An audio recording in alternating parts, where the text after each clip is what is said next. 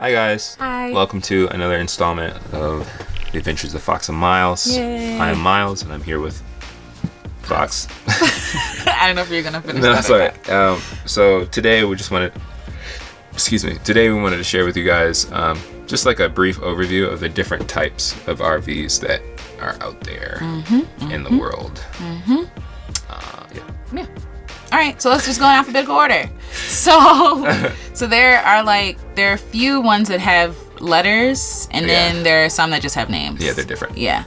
So Class A, let's start with those. So Class A's look like tour buses. Yeah, Class A's are your big buses. Yeah. They can be in different sizes, but Yeah. Class A's are usually the big ones that you look at, that you see that have like you said, like the big tour bus. So they have the big front glass. Yeah, which is really pretty. Yeah, which can be very pretty and stuff like that. And like a flat front. Yeah, like a flat front. They're usually very flat. Yeah. Yeah, I think they run on diesel. Some of them do, and some of them run on regular gas. Yeah, probably depends on the size and depends on the make. Yeah. The model and stuff like that. Yeah. The benefit to those are that like they're very spacious. Spacious. They sit very high. So yeah, like yeah, I don't know. Just that might make you feel safer. Some people feel safer sitting like in trucks as opposed to cars. Right, you know, it's just a preference thing. One con is that like I think the engine, which is why we didn't do it. Oh yeah. The engine is like right under. Yeah, you're like sitting on the engine. You're sitting on the engine. Yeah. So if you crash into something, like I don't know. Yeah. I don't know. I mean, if you crash, period, it sucks. Yeah, it doesn't matter. Yeah. But it's really, really big. You have to be really careful how you maneuver your things, and especially if you're like dragging something behind you, then that's super important that you're paying attention to what's going on. Yeah. And why didn't we get a Class A? One of the reasons we didn't get Class A is because we didn't want something that big. Yeah. We didn't want something that big, and also cost. Yeah, it's really expensive. Yeah, Class A's can be a little bit more pricey. Yeah. Than if you buy them new and stuff. Yeah. Than some of the other types and classes of RVs. Yeah. Yeah, because we went to the lot and we were looking at them price tags like, what? Say word? Yeah. It was really pricey. Not for us. Nah. Yeah. But I mean, again, I really love the front glass window because you can see everything. Yeah. Oh my gosh, it looks beautiful. But again, it hurt our budget, and it's really, really big. Yeah. Yeah, we don't really need all that. Yeah.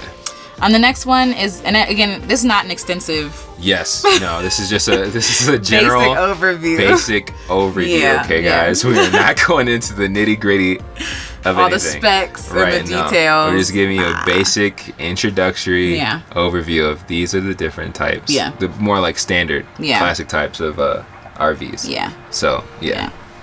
All right, the next one is a Class B. So Class B is actually like a camper van. So like you see people who are like, either it's built in like those, is it like an Astro van? Is that what it's called? I think it's like it looks like an Astro van. Yeah, it can probably look like a bigger Astro van. Yeah, it's bigger. I almost think about those little, like, okay, from the DMV area, we have like the bus, and then like the bus has. Go ahead. No, I was gonna say it's Sprinter vans. Sprinter vans. Thank you. Yeah, so they're bigger, and we'll have to figure out a way to put up some pictures or links or something like that. But so y'all can actually see. Yeah, sorry. But yeah, they're bigger than like maybe an Astro van or something like that, because obviously the design is you're supposed to be sleeping in there, cooking in there, and doing all kinds of stuff inside of that space. So, but the thing about Class B's are they can be, depending on the person, be enough space, and they're a lot smaller than say your Class A's or even your Class C's, which we're going to talk about next. Typically, a Class B can fit in like a parking spot. Yeah. Or maybe two, depending on how big you get it. But it's more convenient, and it doesn't. Compact. It's more compact, and it's not as overly obvious that it's an RV. Yeah. So it can definitely be more convenient if somebody is maybe doing more urban traveling, like going into cities or stuff like that. But it can also be used out in the woods and stuff like that. So it has a good crossover. Something like a hybrid between like van life and RVing. Yeah. So, and then you also have B pluses, right? Which are more RVs than they are vans. Right. So it's like a gradient between, I guess, the C and the B, which kind of doesn't make sense because it's like a Class A. Wouldn't B plus be closer? I don't know. So anyway, so your Class B pluses are like a hybrid between maybe like a Class C, a Class C and a Class B. So like some of them have like the overhead thingy, but they're still small. Right. You know, they're still compact. Yeah. So I wanted to do that originally, or a version of that, like van life, but Miles wasn't. No. And having it. I would think Fox understands why now. At this point. Yep. Yeah. Maybe later. But I mean, what we do, how we create things, we need space. Yes. So we need space. Which moving on to the next one. The next type of RV is what Darla, our RV, is a Class C. Is a Class C. So a recognizable way that you can recognize. A way you can recognize Class C RVs is the little thing on the top. That little cover. Like that. Boop. Yeah, it's kind of like, you know, maybe like a, I don't know, you can, in my mind, I consider it like an attic. Yeah. Sitting over top of the truck cab of a Class C RV. And that's usually for, well, we use it for storage, but there's also another place to sleep up there. So Class C's are cool. They are typically designed on a truck chassis. Yeah. Sorry. They're typically designed on a truck chassis. So for ours, is based off of a Ford E450. Okay, come through. I ain't know that. You just gotta remember stuff. See I guess it's good to know. See it over and over and over again. People ask you about it. But so the truck is the part that actually drives, and then the rest of it is like a flatbed, and that's where the motorhome part is set. They're fused together. Yeah. So you have the truck and then you have the motorhome. Yeah. And for us, that's convenient because one, there wasn't like a giant learning curve. That's true. Driving. Yeah. Because with a Class A, it's an adjustment because it's a bigger vehicle. But with a Class C, it's just like driving. If you've driven a van or a truck or anything like that, it's just like that. It's just a little bit bigger, and you can feel the difference, but it's more comfortable. It's a more comfortable drive. Yeah. It's not as big or intimidating as a Class A. Yeah. That huge window and like the huge, wheel and things like that. Yeah. If your RV has that. Yeah. Sorry. It's not as much as like driving a bus. Yeah. So for Class C's, they come in different sizes. So ours is 28 foot, but they can get as small as like 25 or maybe even smaller. Yeah.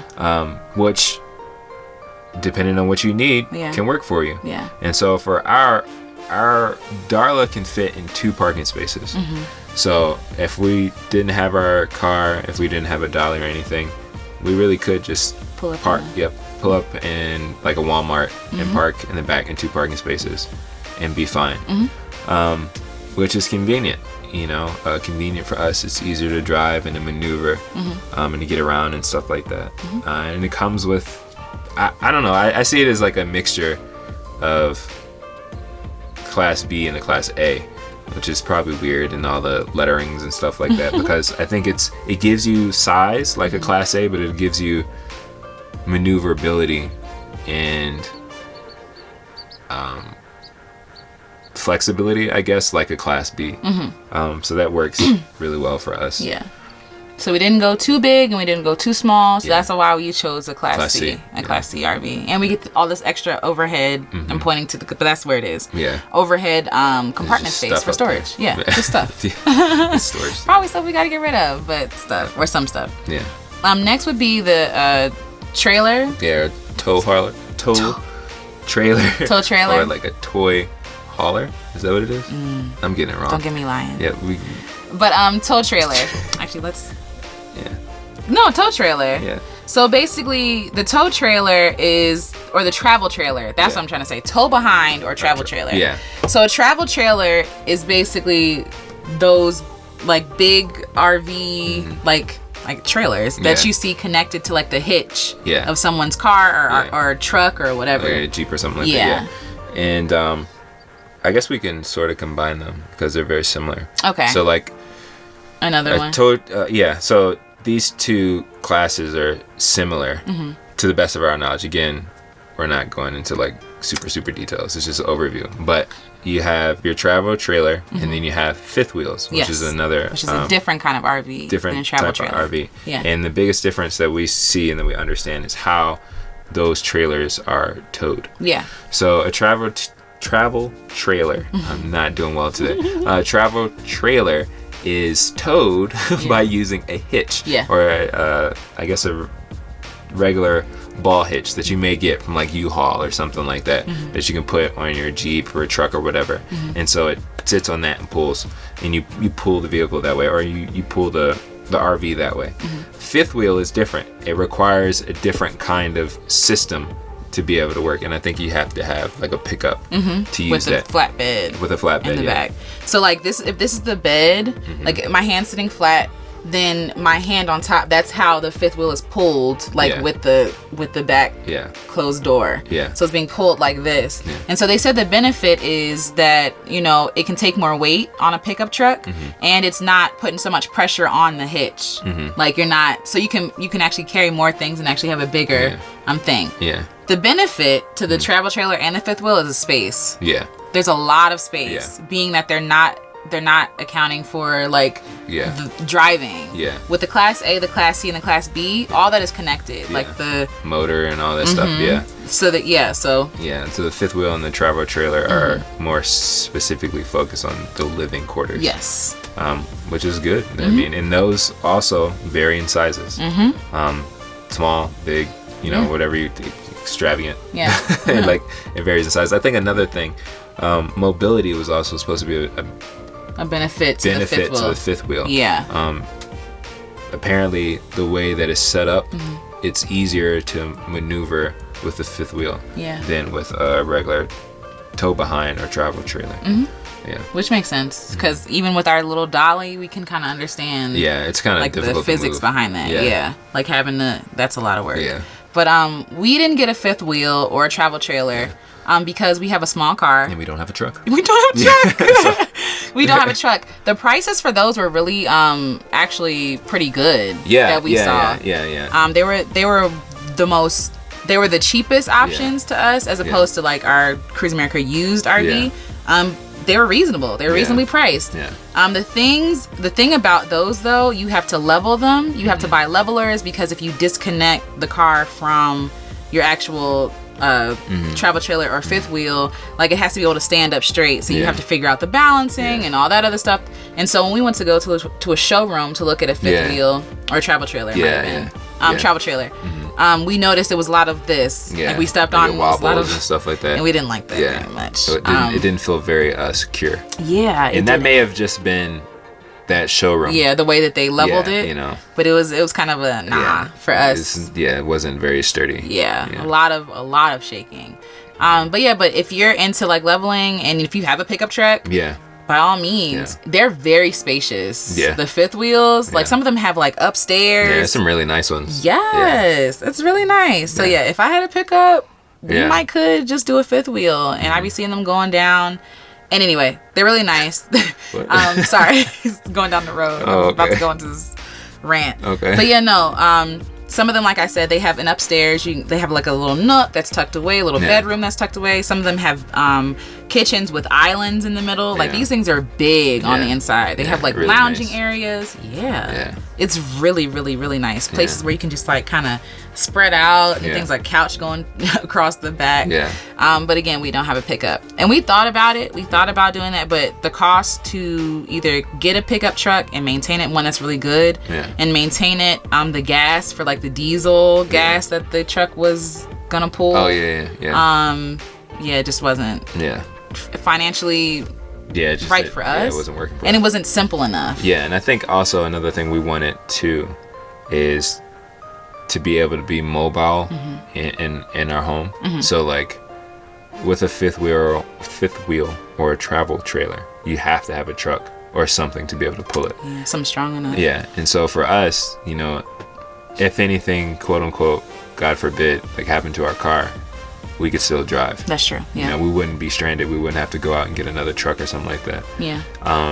So that's something that we kind of wanted, is like, all right, if we need to be able to move our home and where we are, let's be able to do that, and not, you know. So I mean, that's surprise we had to. Our tire blew out. So I mean, that's what works for us, and you know, maybe it's different for somebody that actually has a fifth wheel or a tow trailer. But that's what works for us. Yeah. But yeah, these are the 5 common RV types.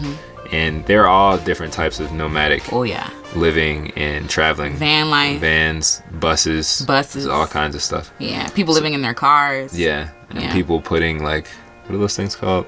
Like attachments on the trucks. Yeah. Okay, that's another one. I don't even know the real name for that. I don't know what that is. But I'm sure you've all seen it, like a pickup truck with like a little, like the front of a Class C RV. Yeah. You know what I mean? Yeah. Like it's just enough space for them to sleep, and or I don't even know if they can cook or anything in there. Use the bathroom. But yeah, like people like Miles was saying. Yeah. They're very creative people out there. Yeah. They make all kinds of stuff. If we had the money and the time, I would love to do a bus renovation. Right. I would love to do that. Yeah. But again, for us, we needed something simple, something.